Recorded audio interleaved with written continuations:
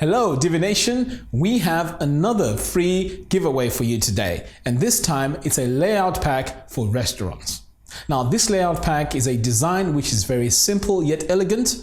It has all the elements that you need for a restaurant website. What I will be doing in this video is showing you step by step how to put all these elements together, how to import all the files, and how to have your page set up correctly. Thanks to August Summerhays for providing us with this layout. So without wasting a lot of time, let me show you step by step how you can apply this design onto your website. Okay, so we are ready to get started. So the link I've provided in the show notes below takes you to this page.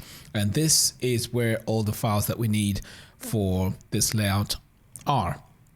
Okay, so what you need to do is to scroll down until you get this download for free opt-in box.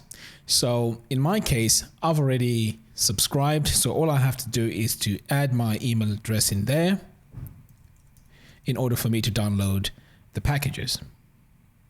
Okay, so I'm going to click on download, and now we can see we have a button.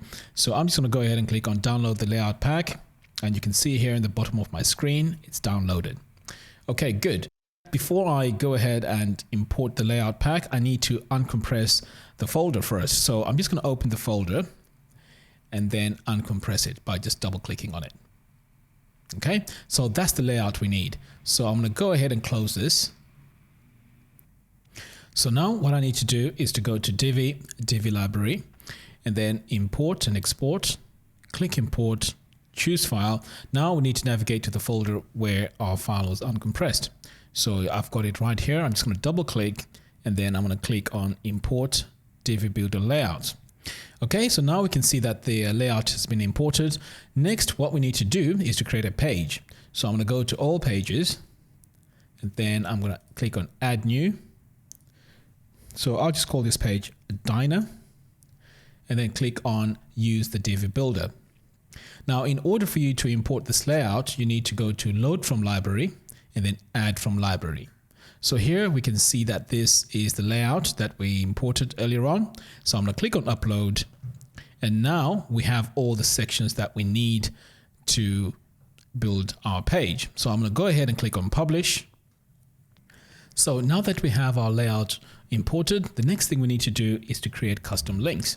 Right, so I'm going to go here to appearance and then menus. So we're going to call this main menu, and then click on create menu. Right, so now that we have our menu, what we need to do is to add all the custom links. So I'm going to come here to custom links, and then for the URL, I'm going to add the first one, which is chef, and the text link is chef. And then I'm going to click on add to menu. So I'm going to add the next one, which is menu. Right, so this is what you need to do for the rest of the links. So the next links that you need to add are make reservation, reviews, and contact.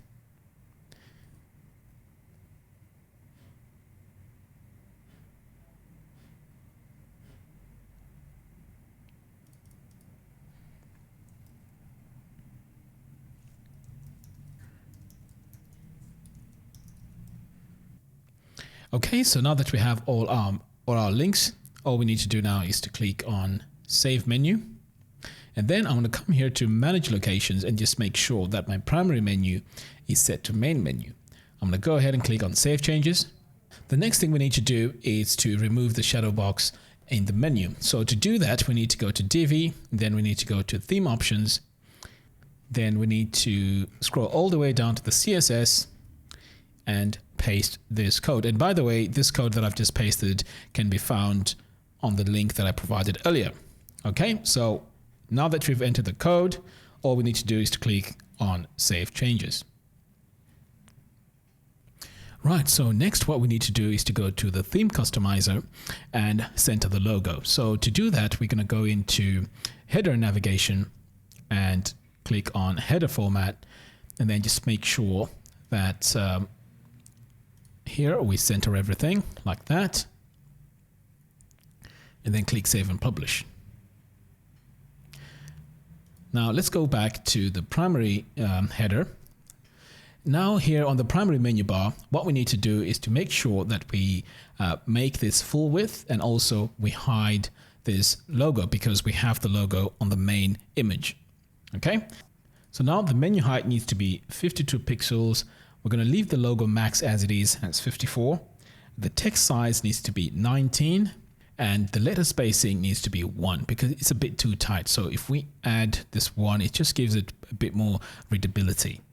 Okay, so that's looking good. Now the font we need to use here, we need to change it from the default to Josephine Slab. So I'm just going to scroll down to Josephine Slab. Okay, so that's looking good so far. So what we're going to do here on the text color is we're just going to add the text color. Okay, so that's looking good. Now we need to change the active link color. So I'm just going to paste it here. So that's looking good. The background and the drop-down menu, that's all fine. So I'm going to go ahead and click on Save and Publish. So the next part we need to do is the fixed navigation. So let's go on to the header navigation settings. Now here we need to make some customizations. So the settings we need here are as follows. So the fixed menu height needs to be 52, just to match what we had before. The text height needs to be 19. The primary menu background color needs to be this color right here, the RGBA color. And then finally, we need a secondary menu background color. Okay, so now that we have everything in place, I'm just going to go ahead and click on Save and Publish. Let's go back, take a look at the preview and see if our website is looking the way it's supposed to.